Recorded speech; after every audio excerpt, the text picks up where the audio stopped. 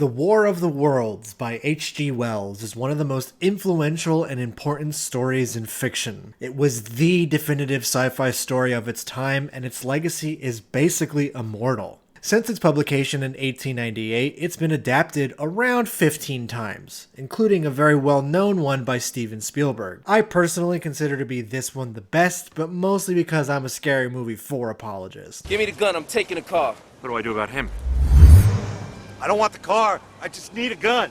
No way I'm giving up the gun. I want the car. You need a gun, and you want a car. What do you want? Well, I've never owned a knife. Okay, let's all switch on three. 1, 2, 3.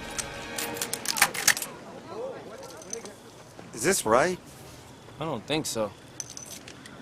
It's been 20 years since that movie came out, so Hollywood decided it was time to bless us with yet another adaptation of the novel. And a short story from BBC, but we're not here to talk about that one. How did this 2025 version turn out? Dave, get out of there now! Dave, it's out of...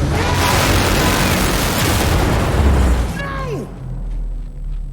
No!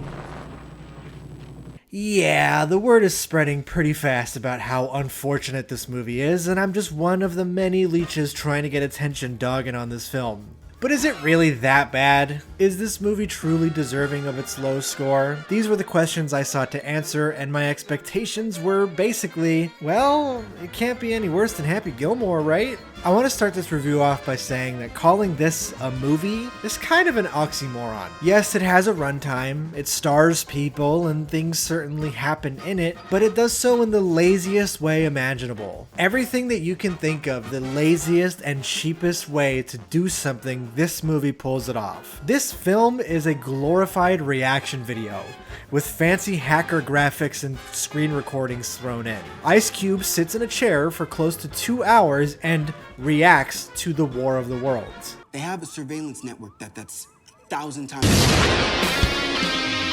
If I wanted to watch a millionaire show no facial expressions while watching something, I would just go to twitch.tv. You might think that because Ice Cube just gets to sit in a chair and watch videos, he'd be putting on a career best performance while reacting to those videos. After all, it's extremely easy to get the best possible take of every scene he's in because he doesn't have to do much, so surely this is one of Ice Cube's best performances, right? No, this is an abysmal performance by someone who I don't even think is that great of an actor to begin with. Is the amount, all of it just doesn't make sense. All right, that's crazy right there.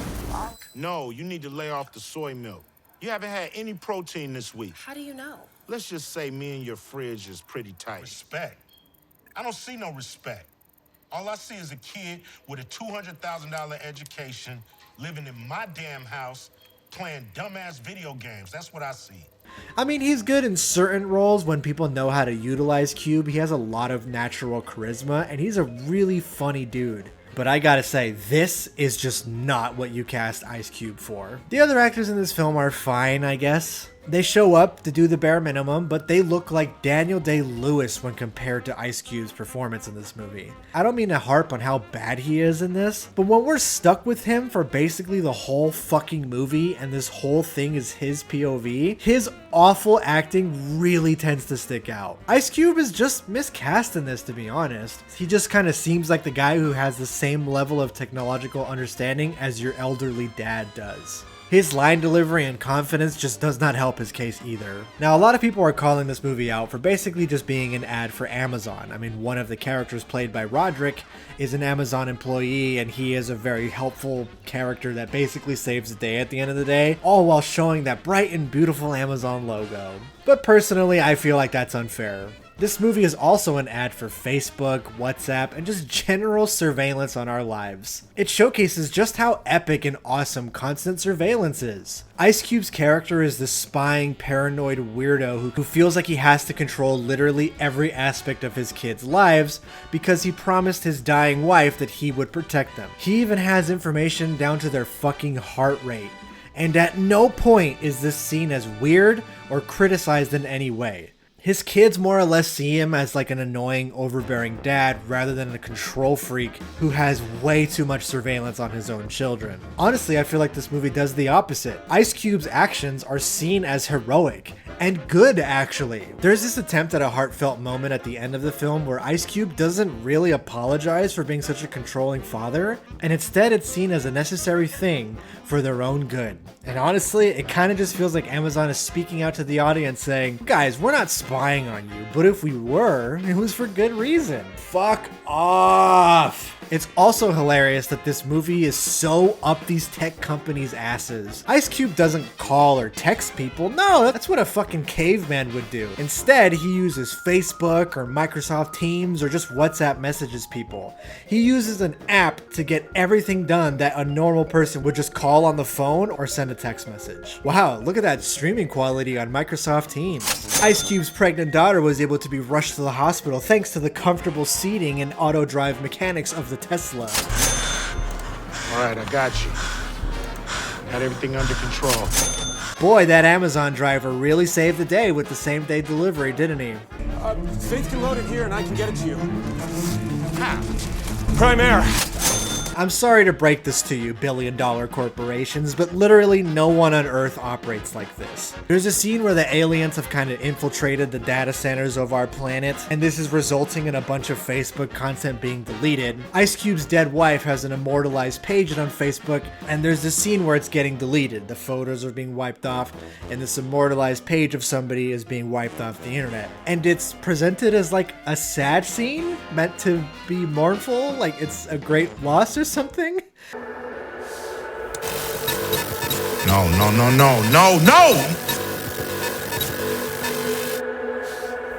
Remember to take out the trash today and be nice to the kids. I love you, baby. Remember to take out the trash today and be nice to the kids.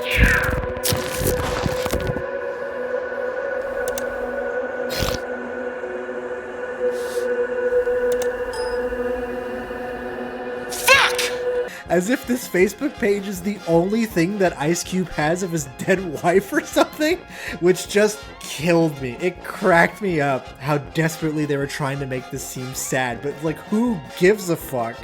Facebook is for your old racist uncle or your old grandparents who fall for AI videos and nothing else. While I'm dogging on this movie and being funny, it's also kind of soul-crushing, to be honest, that a movie this disgustingly corporate is based off of a book written by a famously anti-capitalist author. It just makes me feel kind of icky watching this movie, to be honest with you, and I've seen it twice. War of the Worlds is a complete and utter waste of time. I already feel awful for wasting my life watching this movie twice and writing the script and recording it and editing it. This is more time than I've ever wanted to invest in something this fucking terrible. It barely passes as a funny bad movie, and there's genuinely nothing likable about it. It's a soulless piece of filth that sucks up to tech giants while also pretending to be about something. This is easily the worst film of 2025 that I've seen this year, and I've seen shit like Bambi the Reckoning and Popeye the Slayer Man. Fuck this movie. I don't rate things out of 10, but 0 out of 10. Goodbye. Fuck you.